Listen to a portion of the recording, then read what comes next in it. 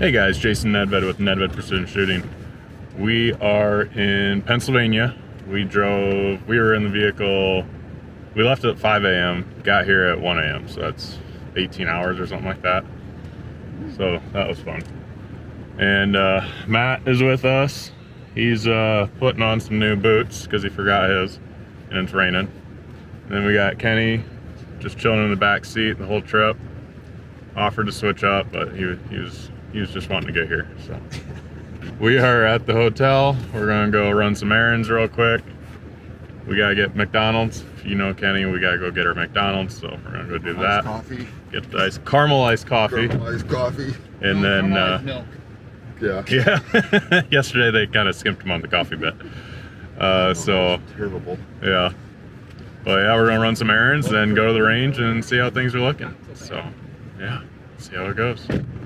So we are finished up with the Friday train-up day. What a train-up day, just real quick, is you just pay a little bit of money. You can come to the range, you can shoot off the props, you can shoot steel. You don't know what props you're shooting off for the match, and you don't know which steel you're shooting from where. But you can just go out and practice stuff, range stuff, and shoot. So that went well. Rained on us for a little bit, and it stopped, and it rained again and stopped. So we just been in and out of the windows. I gotta wipe off the rifle. I got a little wet, so do that tonight. But yeah, met a lot of people. Thanks. It's great seeing you guys. Thanks for the support. Even had some photos with some guys, so that's awesome. But yeah, we're just gonna get out of this rain. It's kind of misting right now, and then we're gonna head out, grab something to eat, have an early night, study the matchbook, figure out what's going on with life, and get ready for Saturday match. I'm excited, so let's do it.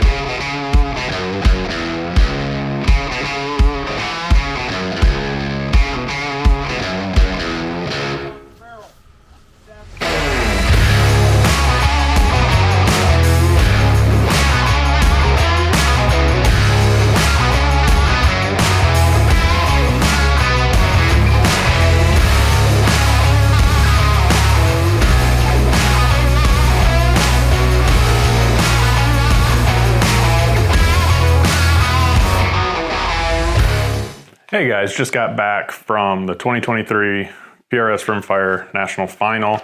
That was a long drive. We left the awards, and Matt and I and Kenny was in the back though. He offered to drive, but we were good. But anyway, we drove all the way back, left after awards, and drove nonstop and came all the way back. Took a little bit of a nap. I think I slept till 10 o'clock or 10 a.m. or something like that. When we got back around 7. But yeah, that was a great match. Check out the interview, What MKM Is, with Matt. That was really good, just chatting with him. What they did out there is really cool for where it's at in that forest with hardwoods and softwoods, and just being able to carve out a bunch of shooting lanes. That is a really cool, unique place. They got a nice place there. But yeah, you'll see that. Check out that video. And then kind of the other stuff on day one, we had the AB lab. Got a profile for my Lapua long range with this gun here. So I'm excited to have that, and then run that at a few matches and see how that works. Francis did say, don't just run it, try it first and make sure it works, and kind of true it with your muzzle velocity, and then just make sure it works before you just upload that and then run off to a match. But I thought the match went good. I could have done better, but I can honestly say with this match you have, let's see if it says on here, 257 possible impacts or possible points. I can honestly say out of 257, I felt that probably 257 of them should have impacted, I guess.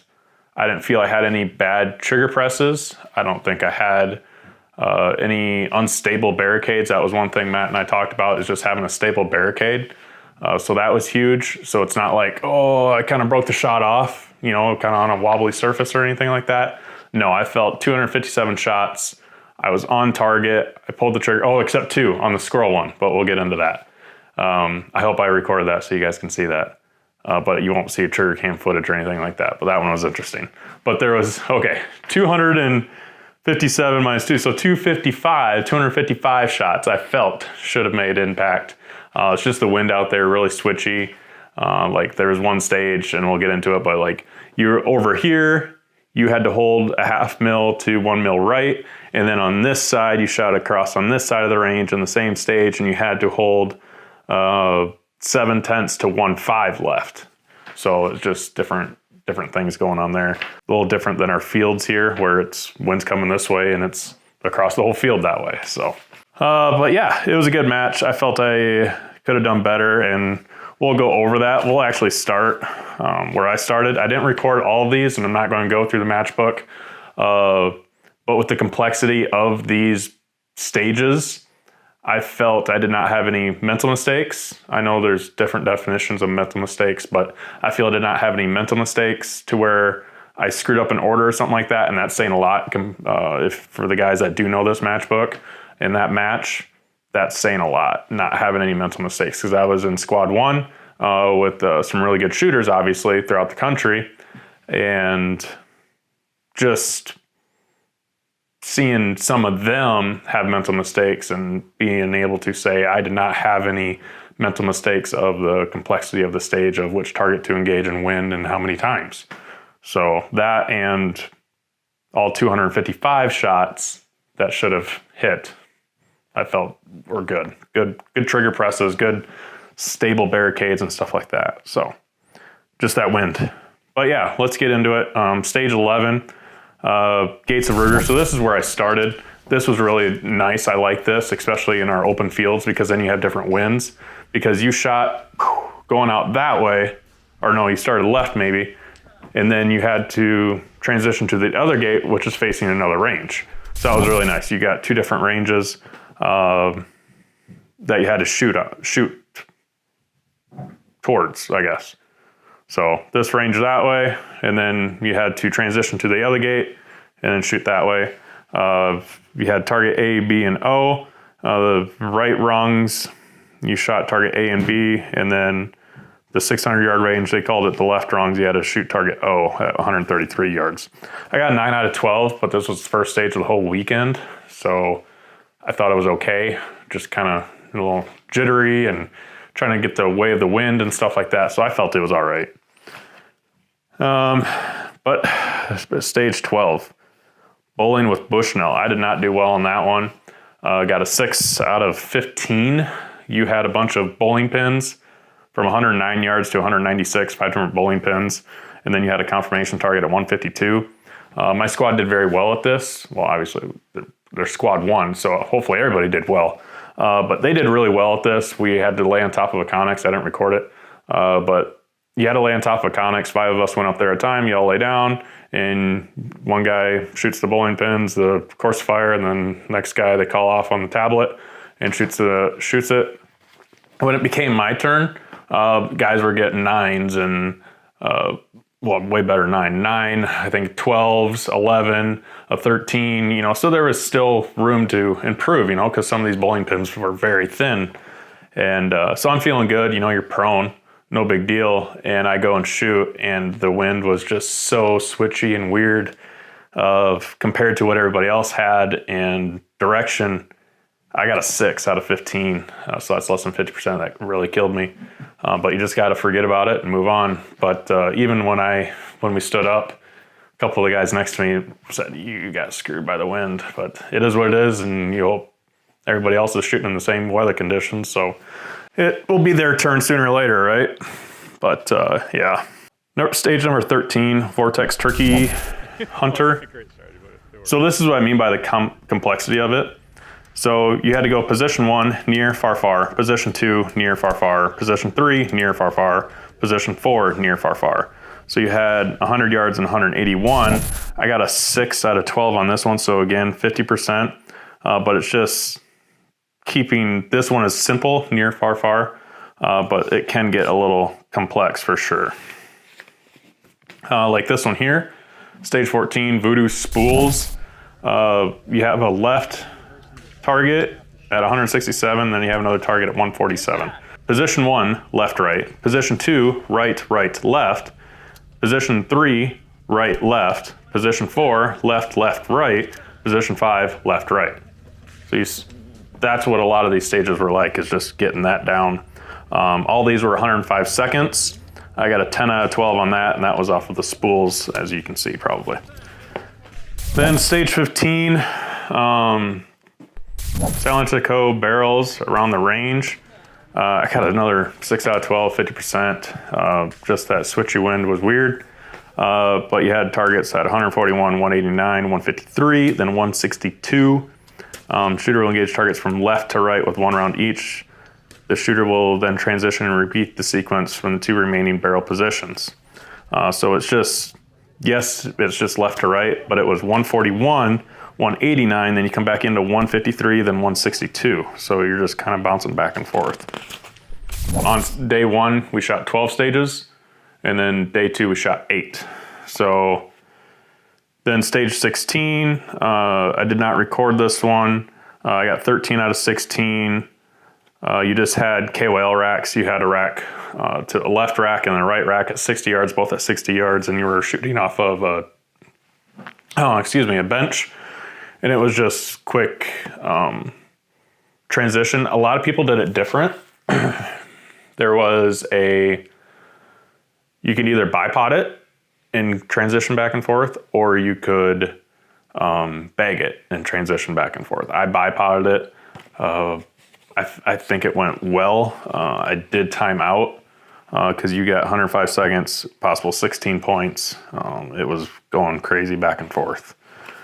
Then 17, I learned how important it is to keep your lenses clean on your scope because this here got full of rain sitting on the bench. It was constantly splashing or whatever as I was waiting my turn. And this is just a PRS barricade, big target, 90 seconds. You should be able to clean it. It's all about tiebreaker time, right? I got a 9 out of 10 because when I went to shoot, I grabbed my rifle. It was just rain on and off all weekend, Saturday and Sunday, and even Friday a little bit. But that was just so full of water, I could not see the target very clearly at all, to where I couldn't see where I was hitting or anything. Just kind of a gray blob, blurry blob. So I just sent it. They said impact. I'm like, okay, cool. I'm going to try to aim for that same spot. And then I dropped one of those shots. I'm guessing it went off left. I have no idea. But that was kind of a bummer. So then after that, I made sure to keep that clean. But yeah, anyway, stage 18, Leah Photos Insurgent Shootout. So you'll move to position 1. The shooter will engage targets from near to far with 1 round per target. The shooter will then repeat the sequence from position 2. Finally, the shooter will transition to the hood and engage the targets near, far with 2 rounds per target. So it's just messing up that sequence again. So you had target K at 133, and then L at 186, and then M at 209. So that was, I got an 8 out of 12. I don't remember which ones were tough, but you just bagged it, and then you could use your bipod on the hood or just bag it off of that. But you're at a steep angle going that direction. So that was kind of fun. I do enjoy those. Then you had the tires. This one started raining pretty good, and no one was doing well at this. I got a 5 out of 14. No one was doing really well at this. The far target was at 155 on a tree, and they even had a picture of it on Facebook of just a diamond on a tree, and it was just carved out around that diamond. We could not figure it out. Anywhere between 0.5 mil to 1.2, I think my squad was doing. And then some guys were just edge, but it just seemed like every time you shot, it just went off the left side. It just always seemed that way. I don't know if we were coming in low or what, but it just always seemed, no matter how much you adjust. We're in squad 1. Of course, we're going to shoot and then move. You need to adjust your aim, right? We're not just, I don't believe it, send it again with the same hold. No, you're going to keep moving. And our whole squad just struggled making contact. But that was 7 tires, must utilize no tire, and you cannot go back and reuse a tire. So you had target N and target O. So N was easy to hit. And then you had, I couldn't even hit that one all the time. I only got 5 out of 14, not 7. But yeah, you just had to do tire, near, far, move to the next tire, near, far, next tire, near, far. So it was quick, fast, furious. It was a lot of movement. And of course it was raining. Then stage 20, Ag Attack, Unicorn Attack. This one I felt really good on, but I only got a 7 out of 15. You were on a rooftop. You shot off this left side, shot all these unicorns. And got on the right side and shot all these unicorns. They were color coded. Feel bad for anybody that was colorblind because the posts were color coded. So you had white, blue, green, red, and then orange. So you could just, I took notes on my build card and just went and did that. But yeah, if you were colorblind, you just kind of had to remember the order. But you had to shoot near to far with 2 rounds per target, and then you'll transition on the roof and shoot near far with 1 round per target. So yeah. Then we had to walk all the way back down and shoot nutty squirrels for the last 2 stages. So this was where I felt 2 shots shouldn't have hit because with all the rain all weekend, it was soft ground, obviously. Well, the shepherd hooks that they had for these squirrels, so they really moved when you hit them. They were moving in the wet ground, and I forgot which one it was, but my squad, we had a lot of fun, don't get me wrong. But you had a left acorn at 98, left squirrel at 125, then 145, then 170, then you had to move to the right, and that was 81 yards acorn, 101 acorn, a squirrel at 119, I think it was that one, and then a squirrel at 143. The squirrel you could not see. Like every time someone hit it, it just kept scooting back behind the tree. Well, the first couple of guys, we shot it and it was like, oh yeah, that's really tough to see. Well, then the guy before me is like, you can't even hardly see it. And so I go up and shoot and I said, I can't see it at all. So I shot this little sliver. I don't even know what to compare it to, like this. So it was red like this here. And all I seen was just this little sliver like that or something like that. And I thought it was a leaf. I'm like, I don't know what to do. I'm not going to spend my time wasted on this. So I sent it at the leaf. They said impact. I'm like, you're kidding. So I'm like, okay, well, the leaf set still again. And I shot again and they said impact. I'm like, cool.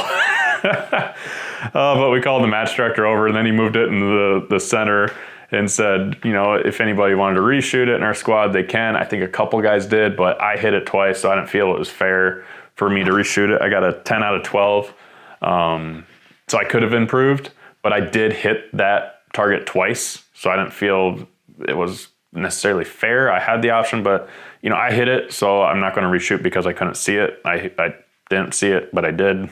But yeah, anyway.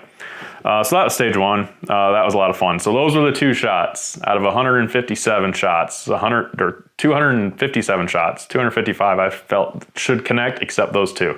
And then they did connect anyway. So that was pretty cool. Then our last stage of day 1, log, stack, and barrel logs. That one was a lot of fun. It was complex, but it was super stable barricade and then a bunch of movement and different targets and stuff like that. So position 1, you had far, near, far. Position 2, near, far, near.